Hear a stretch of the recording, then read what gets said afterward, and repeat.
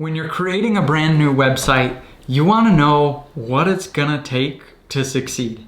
And we have done a number of reviews of different niche websites on our YouTube channel, but we wanted to stop today from the individual reviews, and we're gonna look at about 10 websites as a whole.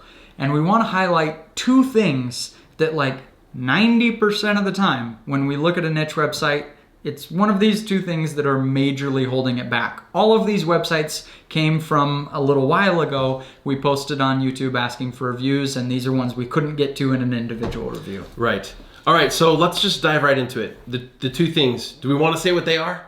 Yeah, all right. As well. Two things. Keep them waiting, right? Yeah. Okay, the keyword research, the topics you actually choose to write about.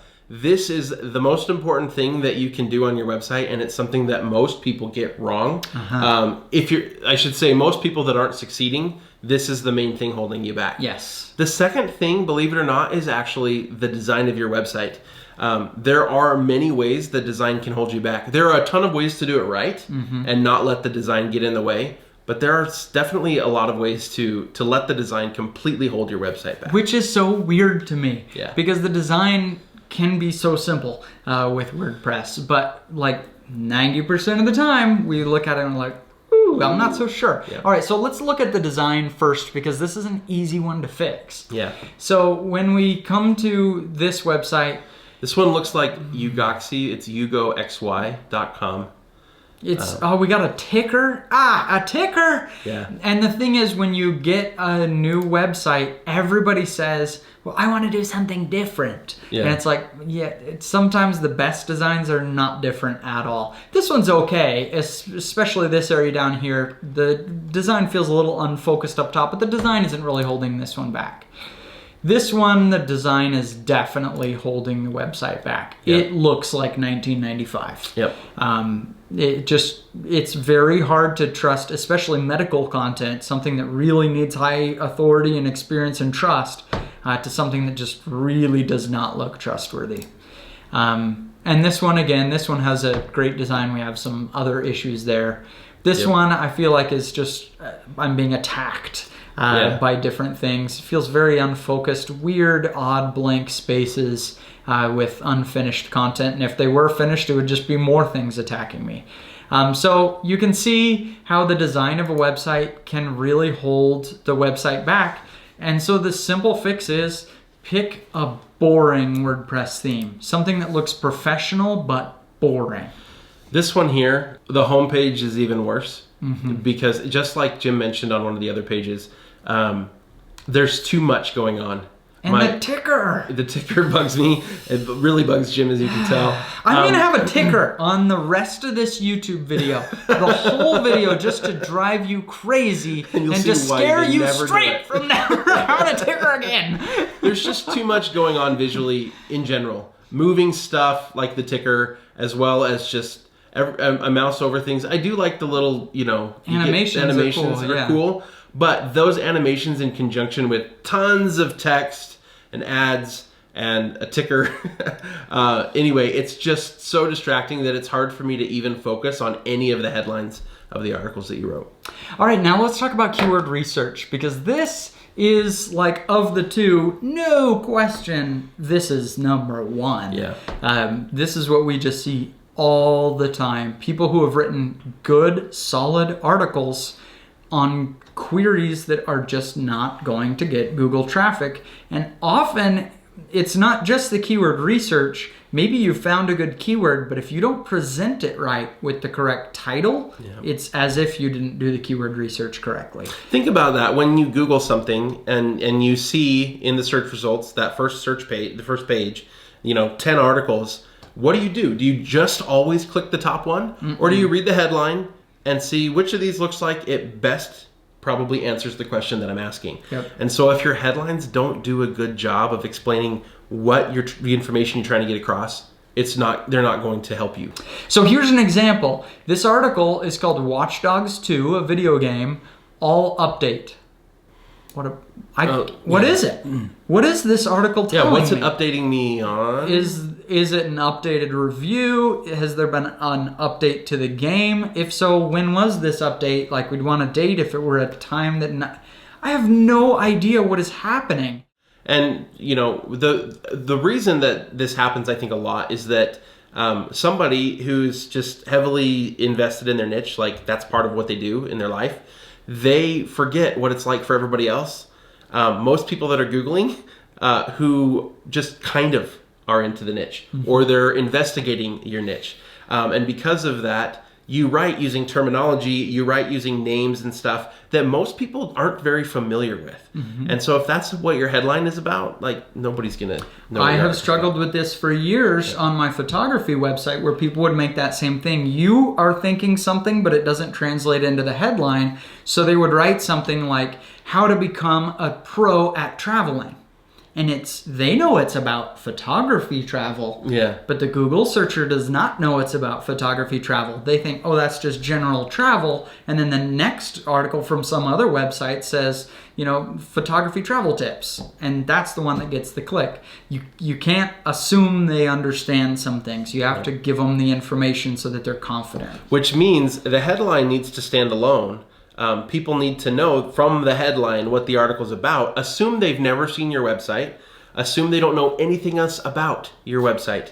And so somebody puts a travel tips article on a photography website, they assume, well, yeah, everybody's going to know it's photography travel. But the reader who's never been to that website before doesn't know that. So make sure the headline is abundantly clear. All right, now let's look at another one. This is on caregiverology.com. This person commented on YouTube that they've been working at this website since 2012 with hundreds of articles and is not seeing success. Makes me want to cry when I see that. The problem is, aside from the design, which just, we need to put this sucker on WordPress. This looks like static HTML. This has got to go to WordPress with a nice solid theme. We're very unfocused. So here's Smartwatch Buyer's Guide. Good luck. Yeah. Good luck. You're going to be competing against CNET and TechRadar and TechCrunch. And good luck on just a general smartwatch buyer's guide. Yeah, and what does this have to do with being a caregiver? I'm sure that in your article you address that, but you haven't addressed that with the headline. And so somebody who's trying to figure out stuff about being a caregiver, they may not even know that having a smartwatch is a helpful tool for them. And so you need to write an article that basically is about caregivering, and that if caregiverology is a word, caregivering is a word too. Sure. About being a caregiver that then points them to, having a smartwatch is a good idea, and this is the one I recommend for caregivers. Another article on this site is how to use a stethoscope. So when I Google this, we have WikiHow that generally ranks very well. And then we have, more WikiHow. And then here, an article from the maker of the stethoscope telling you how to use it. That's a competitive result right there. Plus, I think a lot more people would click on these videos also addressing the issue. And so this is just another fault of keyword research. As part of the keyword research, you find a keyword, how to use a stethoscope, fine. But then you also need to Google it and check the competition. And if I had seen that competition, my answer would be no. If yes, it better be good. This better be pillar content. Exactly. The other issue with this and some of the other content on this website is you're writing about things that any caregiver is going to have to learn in school. If you're going to be a professional caregiver, you probably need at least some sort of a certification, which is going to include training on how to use a stethoscope. And so it would be maybe better to write articles about what it takes to become a caregiver, or articles about, once you are a caregiver, how do you get better at that job to be a better caregiver for people. Those are good, but if you're going to be a professional caregiver, using a stethoscope is something that's going to be covered in your training. On these two websites, they're both kind of general facts websites, and that's just difficult to rank for. And on this one, we see lots of grammatical errors where this person probably needs a native speaker to check over the writing. Something like 7 mysterious in digestion facts, that should be indigestion. And Google may think, oh, this is facts about digestion. Whoops. And so little changes like that make a big difference. But just generally, we need to answer queries and not just say, I have something cool to say. But we've got to jump to the good sites. Some good stuff, yeah. Kayakingventure.com, we need HTTPS. But generally, it's a clean site, easy to navigate, and the articles are on topics that people would actually search. How to plan a long-distance kayaking trip. Excellent. Those are some good keywords, as well as this website, uxengineer.com.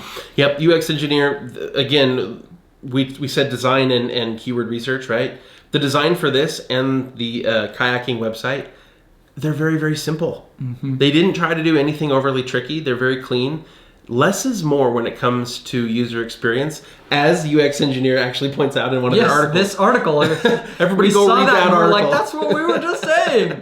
But also on the keyword research. I mean, for people that are searching anything about UX Engineer, these have articles about UX engineering jobs, analyzing good jobs, salaries in all 50 states, user experience portfolios. Yeah, if somebody's interested in UX as a career, there's a whole category on career stuff. People that are interested in just learning more about how to improve their UX work, there's a whole category of articles about that. And so they've answered queries that people are actually typing into Google. Here's one who kind of fits in the middle. Yep. Really well done articles. Excellent information, but presented in a poor way because of the titles and also because of the design. Yep.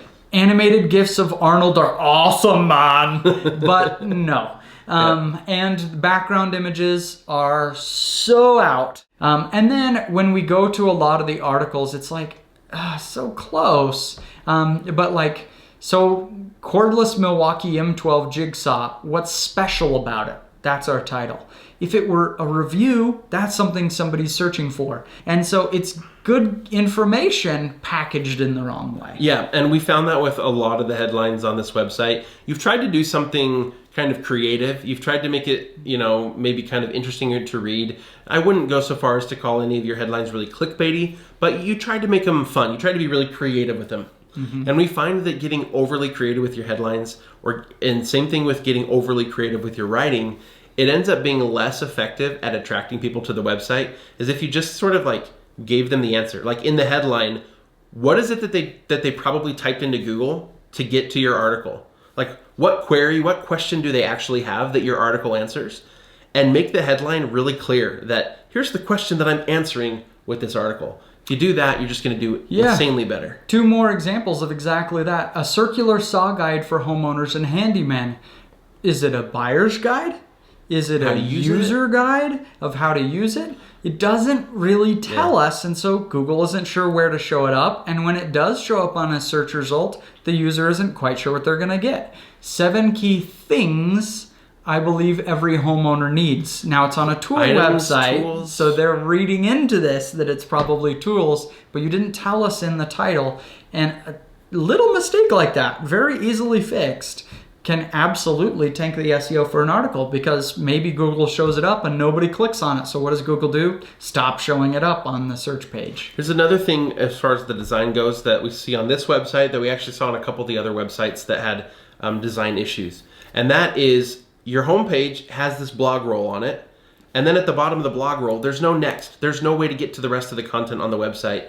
You can get to it through the menu at the top. Some of the websites has all the categories. Yeah, some of the websites didn't even really clearly show that. And so you end up with a lot of content that's kind of orphaned from the homepage, which is really, really bad for SEO.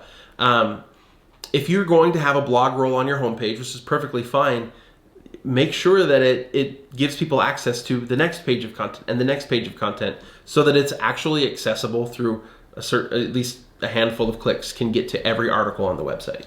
There are 101 ways to mess up a niche site, and you can put in a lot of effort and not see the result if you make them. And so we created Project 24, which is our organized step-by-step way to create a website so that we can take all of the lessons and things we've learned from the School of Hard Knocks and immediately apply it in your website so that you can grow a lot faster than we ever did. Thanks everybody for joining us in this video, and we appreciate your support.